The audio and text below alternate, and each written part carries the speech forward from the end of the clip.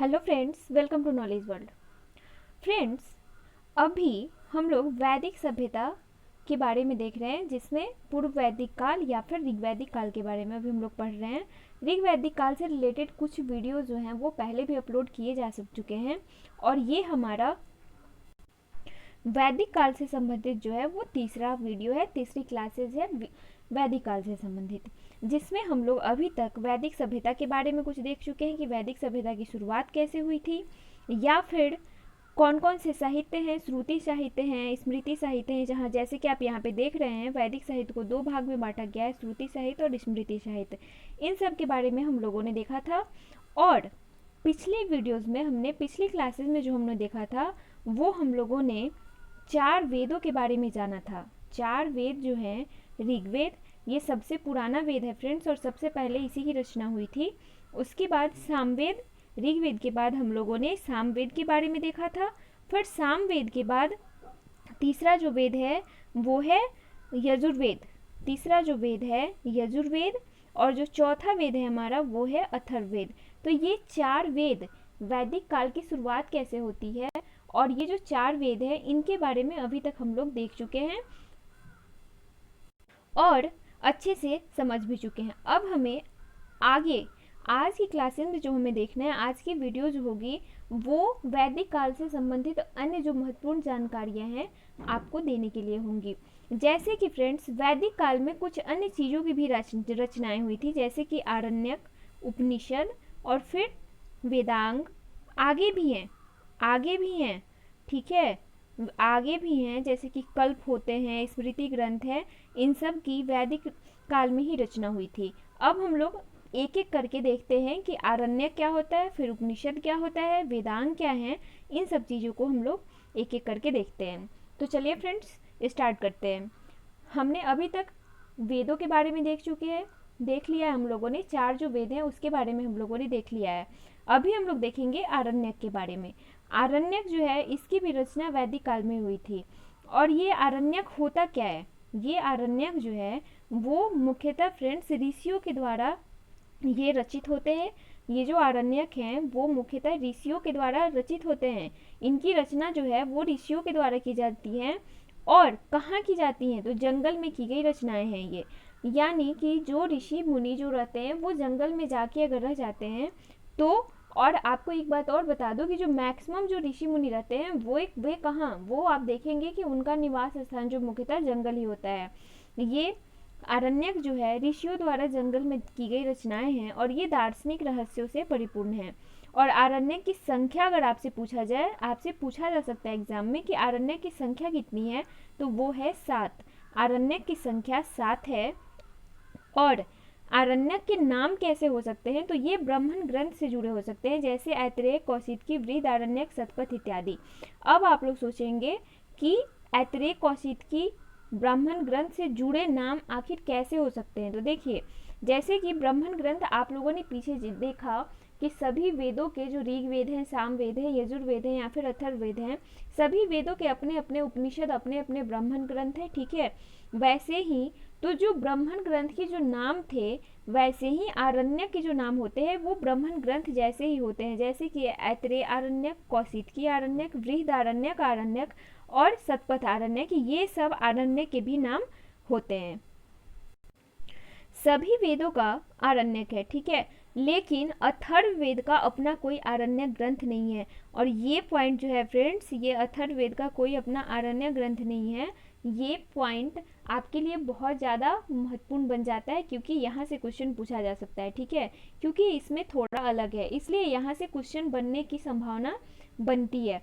और अथर्ववेद के बारे में मैंने आपको एक बात और बताई थी कि अथर्ववेद जो है, जो अथर्ववेद है, यही एक ऐसा वेद है जिसका मात्र एक ब्राह्मण ग्रंथ है। और मैं फिर से आपको एक बार रिवाइज करा दूं कि ये ब्राह्मण ग्रंथ जो है वो कौन सा है, गोपथ। गोपथ जो है मात्र एक ब्राह्मण ग्रंथ है, किसका, अथर्ववेद का, ठीक है। आगे अब आरण्यक के बाद उपनिषद की बारी आती है। हम लोगों ने पीछे सारे वेद के अपने अपने उपनिषद देखे हैं, और मैंने आपको बताया भी था कि जो छांदोग्य उपनिषद जो है वो सबसे पुराना उपनिषद है। अब उपनिषदों की अगर कुल संख्या की बात करें फ्रेंड्स, तो इनकी संख्या जो है वो 108 है। उपनिषदों की जो कुल संख्या है वो 108 है और यह वेदों का अंतिम भाग है। सबसे बाद में जो है वो उपनिषदों की रचना ही हुई है। ये आरण्यक, ब्राह्मण ग्रंथ, ये सारे जो आप देख रहे हो सबसे बाद में उपनिषद की ही रचना हुई है, इसलिए इसे वेदांत भी कहते हैं।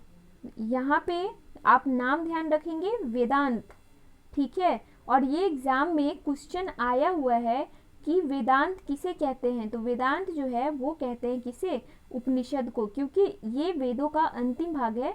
बस सिंपल है कि उपनिषद जो है वो वेदों का अंतिम भाग है, इसलिए इसे वेदांत भी कहते हैं। इसके अलावा इनकी संख्या 108 है। आगे जो रचना हुई है वो है वेदांग। देखिए फ्रेंड्स, अब कंफ्यूजन कहाँ होती है वो मैं आपको बता देती हूँ। वेदांत और वेदांग, ठीक है, ये दो जो वर्ड है ये आप याद रखेंगे ध्यान से, क्योंकि यहाँ पे आपको कंफ्यूजन हो सकती है।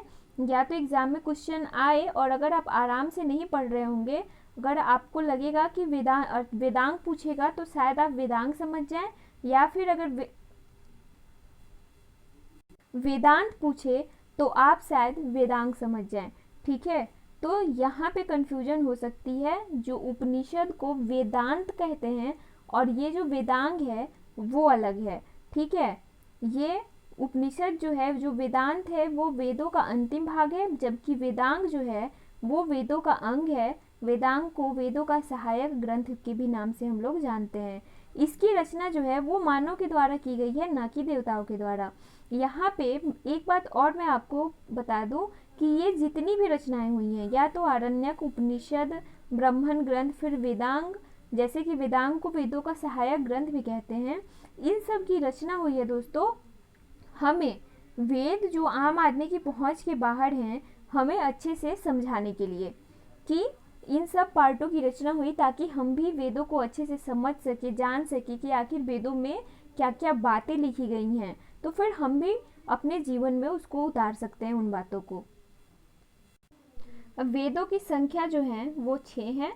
सॉरी, वेदों की नहीं दोस्तों, वेद की संख्या 4 है और ये जो वेदांग हैं इनकी संख्या 6 है।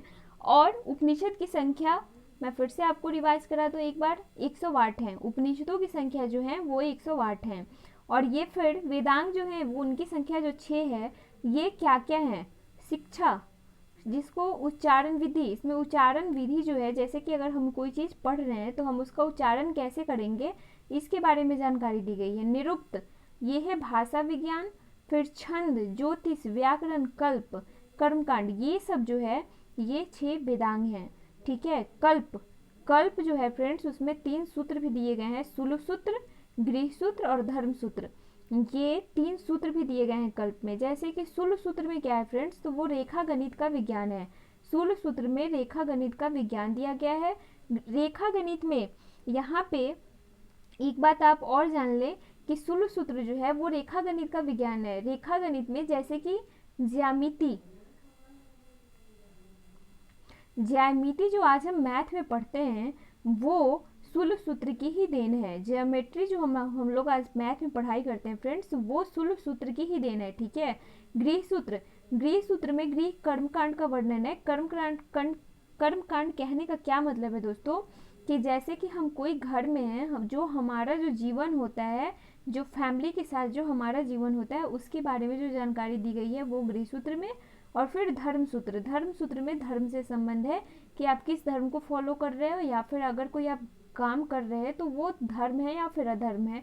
इन सब की जानकारी दी गई है कि कौन कौन से काम धर्म वाले हो सकते हैं, कौन कौन से जो काम है वो अधर्म वाले हो सकते हैं।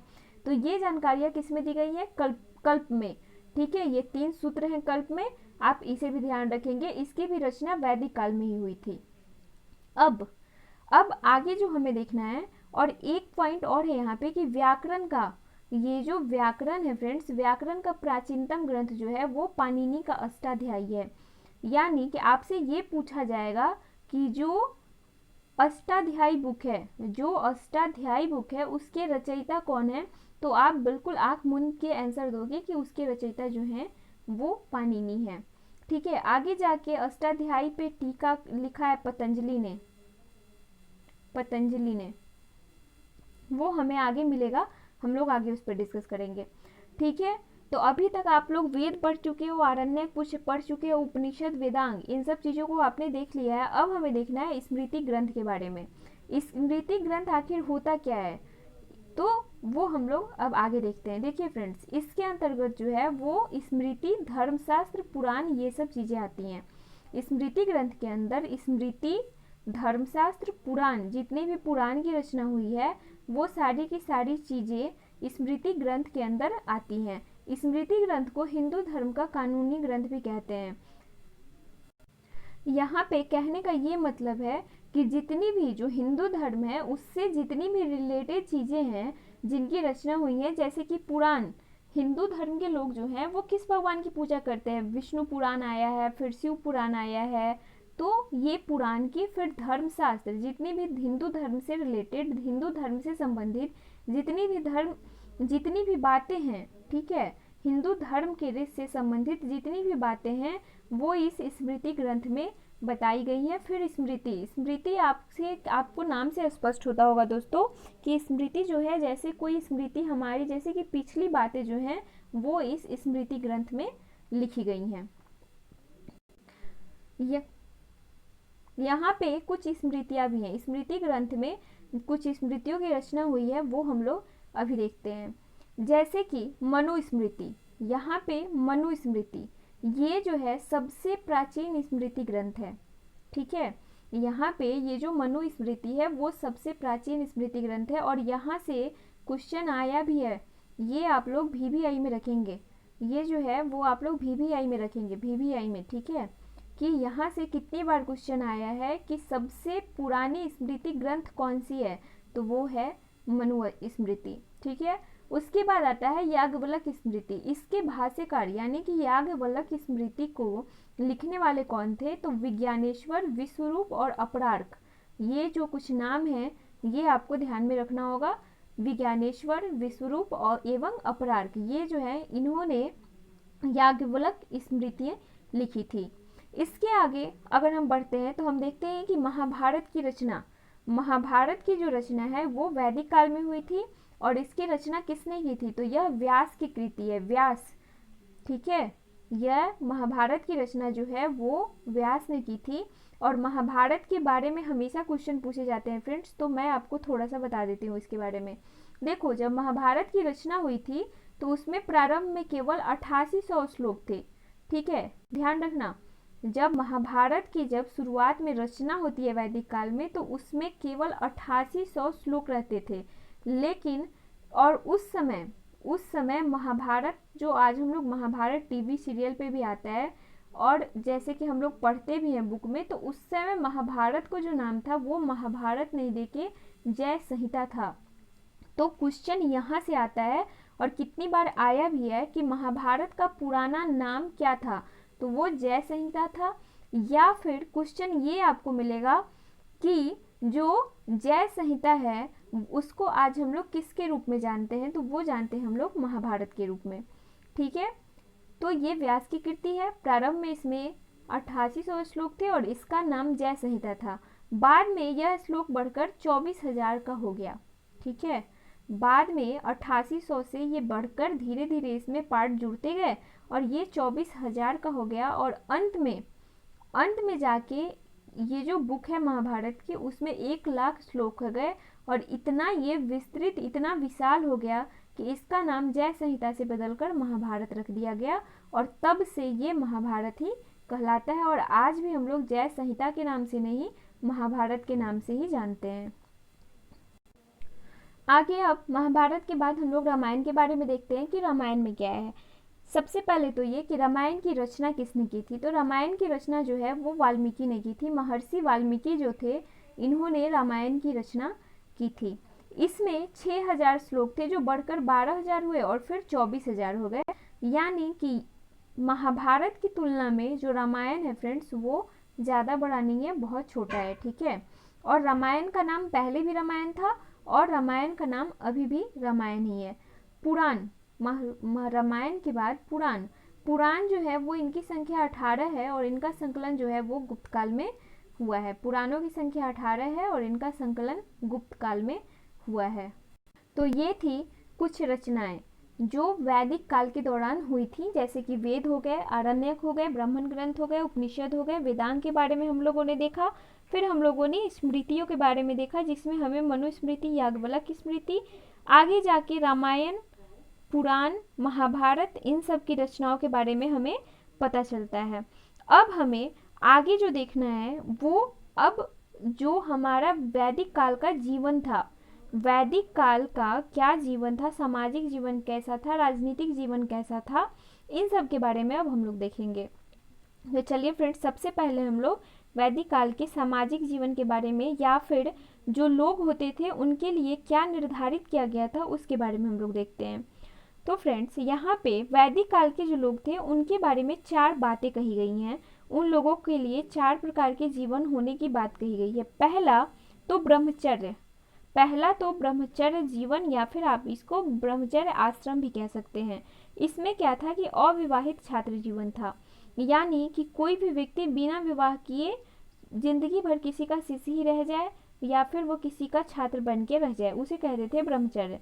दूसरा गृहस्थ में क्या था दोस्तों, कि गृहस्थ में जो हम लोग अभी जीवन अपना बिताते हैं फैमिली के साथ, उसे हम लोग बोलते हैं गृहस्थ जीवन। ठीक है, पहला ब्रह्मचर्य, दूसरा गृहस्थ, तीसरा जो था वो था वानप्रस्थ में बात की गई है आंशिक संन्यास की, यानी कि कुछ दिनों तक लोग जो थे वो अपने फैमिली के साथ रहे, और कुछ दिनों के बाद उन्होंने जाके क्या किया, कुछ दिनों के बाद उन्होंने अपना जीवन सन्यासी के रूप में ऋषि मुनियों के बीच में ऋषि मुनि के रूप में उन्होंने बिताना शुरू कर दिया, तो उसे हम लोग बोलते थे आंशिक सन्यास।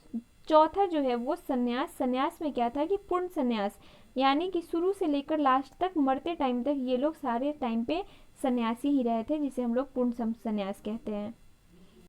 लेकिन यहाँ पे एक और बात कही गई है कि ये जो 4 आश्रम हैं ये किसी पे थोपा नहीं गया था। कहने का ये मतलब है कि किसी के साथ जबरदस्ती नहीं की गई थी कि आपको ये चारों में से कोई एक में आपको जाना ही है, ऐसा कुछ नहीं था। जिसको मन करे वो जा सकता था, जिसको मन करे वो जैसा भी, जिसको मन करे, जिस भी व्यक्ति को जैसा जीवन बिताने का मन करे वो वैसा जीवन अपना बिता सकता था। देखो, इस काल में सभी लोग आश्रम की विभिन्न अवस्थाओं को पूरा करने के लिए बाध्य नहीं थे, और स्त्रियों या शूद्र पर ये जो 4 आश्रम हैं ये लागू नहीं होता था। यहाँ पे 2 पॉइंट है। पहला तो इन 4 आश्रमों को बिताने के लिए लागू, जो विभिन्न अवस्थाओं को पूरा करने के लिए लोग बाध्य नहीं थे, और दूसरा जो था स्त्री और शूद्र। आपसे ये पूछा जा सकता है एग्जाम में कि ये जो 4 आश्रम थे वैदिक काल में दिए गए जो 4 आश्रम है, क्या वो स्त्रियों और शूद्र पे लागू होते थे? तो आपका जवाब जो होगा फ्रेंड्स कि नहीं, ये जो 4 आश्रम थे स्त्रियां और जितने भी शूद्र जाति के लोग थे उन पे लागू नहीं होते थे। अब हम लोग ऋग वैदिक राजनीतिक जीवन के बारे में देखते हैं। देखिए, राजनीतिक जीवन में क्या था फ्रेंड्स कि कुलपति, कुल, ग्राम, फिर विश्व, फिर जन। ठीक है, अब यहाँ पे कुल जो थी वो समाज की सबसे छोटी इकाई थी, जिसका मुखिया कुलपति यानी कि परिवार का मुखिया, जैसे कि कोई फैमिली हो गई। ग्राम का जो मुखिया होता था वो होता था ग्रामीण, जिसे गांव का मुखिया होता था। अब ग्रामीण कहने का यही मतलब है कि गांव का मुखिया, यानी कि 2 परिवार हुए, 2 परिवार को या फिर 4-10 परिवार को मिला के एक गाँव बन गया। फिर विश्व का मुखिया जो होता था विश्वपति, यानी आप यहाँ पे एक जिला से, एक स्टेट से आप इसको समझ सकते हो। या फिर जन, उसके बाद विश्व के बाद जन को राजन या फिर जन से गोपा भी कहा गया है। जन का मतलब होता था राजा, यानी कि सीधे आप स्टेट में पहले आप एक परिवार पे आ जाओ, फिर एक गांव पे, फिर एक जिले पे, और फिर आप स्टेट में चले जाओ। ठीक है, यही थी उस टाइम की राजनीतिक जीवन की व्यवस्था। इसके अलावा मुख्य रानी, देखिए फ्रेंड्स, उस टाइम क्या होता था कि जो राजा होते थे वो बहुत सारी शादियाँ करते थे, लेकिन उनकी जो पहली रानी होती थी वही उनकी मुख्य रानी होती थी। उनको रानी या फिर महारानी बोलते थे, जो राजा के साथ राज दरबार में आकर उनकी रानी का सिंहासन होता था उस पर बैठा करती थी। तो मुख्य रानी को महिषी बोलते थे, और राजा पर नियंत्रण का कार्य सभा एवं समिति करती थी। सभा समिति, इसके पहले मैंने आपको बताया है कि जो सभा समिति थी उन्हें प्रजापति की, यहाँ पे मैं फिर से एक बार आपको याद दिला दूं कि प्रजापति की 2 पुत्रियां कहा गया है। सभा समिति को प्रजापति की यहाँ पे 2 पुत्रियां कहा गया है। अब आप ये सोचेंगे कि आखिर ये सभा समिति थी क्या, ये सभा समिति थी क्या और राजा पर नियंत्रण का कार्य आखिर क्यों करती थी। देखिए फ्रेंड्स, यहाँ पे क्या था कि ये जो सभा थी वो मंत्रियों की, जो बड़े बड़े लोग थे, मंत्री लोग थे, उनकी यहाँ पे सभा होती थी। और इनका काम क्या था कि अगर इन्हें, ये जो सभा में जो लोग बैठते थे, अगर इन्हें ऐसा लगता था कि राजा ने कोई गलत कदम उठाया है, राजा ने किसी भी मामले में अगर गलत आदेश दिया है, तो वो ये जो मंत्री परिषद की जो बैठक बुलाई जाती थी, जैसे कि आज भी मंत्री परिषद की बैठक होती है, वैसे ही उस टाइम पे भी सारी मंत्रियों की बैठक होती थी, जिसे सभा बोलते थे। ठीक है, तो जब भी ऐसा लगता था कि राजा ने कोई गलत निर्णय लिया, तो ये मंत्री या फिर किसी निर्णय लेने के पहले राजा भी इन्हें बुलाया करते थे। ऐसा नहीं है कि राजा इन्हें नहीं बुलाते थे। सभा की जो बैठक थी वो राजा के द्वारा भी बुलाई जाती थी, और अगर राजा ने कोई गलत निर्णय लिया है तो उस पर जो मंत्री थे वो अपने विचार प्रकट करते थे, फिर राजा को बताते थे कि नहीं, गलत है ये, आपको ऐसे नहीं, दूसरे तरीके से इस मामले को सुलझाना है, या फिर राजा उनसे सुझाव भी लेते थे। और दूसरा जो ये है समिति, समिति क्या थी, समिति जो थी आम लोगों की बैठक यहाँ पे होती थी, जो जनता होती है उसकी बैठक समिति में, और सभा जो थी वो मंत्रियों की बैठक के लिए थी। तो राजा पे नियंत्रण का कार्य सभा एवं समिति करती थी, या तो मंत्रियों की आपस में अब जो बैठक होती है उसके अकॉर्डिंग काम किया जाता था, या फिर जो आम जनता अगर कुछ चाहती है तो उसकी भी बैठक होती थी और फिर राजा को बताया जाता था, राजा अपना उसके अकॉर्डिंग काम करते थे। ठीक है, इसके अलावा 2 अन्य संस्थाएं भी थी, विदत एवं गण। अब आपसे आप यहाँ पे ये सारे पॉइंट्स नोट कर लेंगे फ्रेंड्स, कि ये जो विदत, विदत का कहने का क्या मतलब है, विदत किसकी सभा होती थी, तो विदत जो है वो विद्वानों की ये सभा होती थी। विदत किसी और की नहीं बल्कि विद्वानों की, और गण जो थी वो शूद्रों की, जो छोटी जाति के लोग थे उनकी सभा ये होती थी। बलि, बलि राजा को स्वेच्छा से दिए जाने वाला उपहार था, यानी कि यहाँ पे बलि का अर्थ होता है फ्रेंड्स कर। लेकिन ऋग वैदिक काल में, ऋग वैदिक काल में कोई भी कर नहीं था। अगर मुझे मन है कि मैं किसी राजा को जाके कुछ उपहार दूं तो मैं दे सकती थी, वो राजा जबरदस्ती नहीं लिया करते थे, जिन्हें मन करता था वो जाके खुद दे सकते थे। इसके अलावा अगर राजा की बात की जाए कि राजा का उल्लेख कहीं पे मिलता है कि नहीं, तो वो मिलता है दोस्तों कि जैसे कि दसराज युद्ध, या फिर इसको दसराग युद्ध के भी नाम से जाने जाते हैं ये युद्ध। यहाँ पे क्या हुआ था कि रावी नदी के तट पर भरत वंश के राजा सुदास एवं 10 अन्य राजाओं के मध्य ये बीच युद्ध हुआ था। और यहाँ पे सुदास के जो पुरोहित थे वो वशिष्ठ ऋषि थे, और 10 राजाओं के जो पुरोहित थे वो विश्वामित्र थे, और इसमें विजय हुई थी राजा सुदास की। और इसकी जो चर्चा है वो ऋग्वेद में हमें मिलती है, और यहाँ पे ये जो चर्चा है वो ऋग्वेद के 7वें मंडल में हमें देखने को मिलती है। ये राजा सुदास और 10 अन्य राजाओं के बीच जो युद्ध हुआ है, दसराज युद्ध, इसकी चर्चा। आगे राजनीतिक अधिकारी भी थे कुछ, जैसे कि पुरोहित, फिर दूत, अस्पर्श, अस्पर्श को क्या कहते थे फ्रेंड्स, अस्पर्श को गुप्तचर कहा जाता था। सुत, सुत का मतलब रथ चलाने वाला। ग्रामीण, ग्रामीण जो गांव का मुखिया था। सेनानी, जो सेना का हेड होता था, वो कहते थे हम लोग उसे सेनानी। ठीक है, अब आगे हम लोग को देखना है सामाजिक जीवन के बारे में।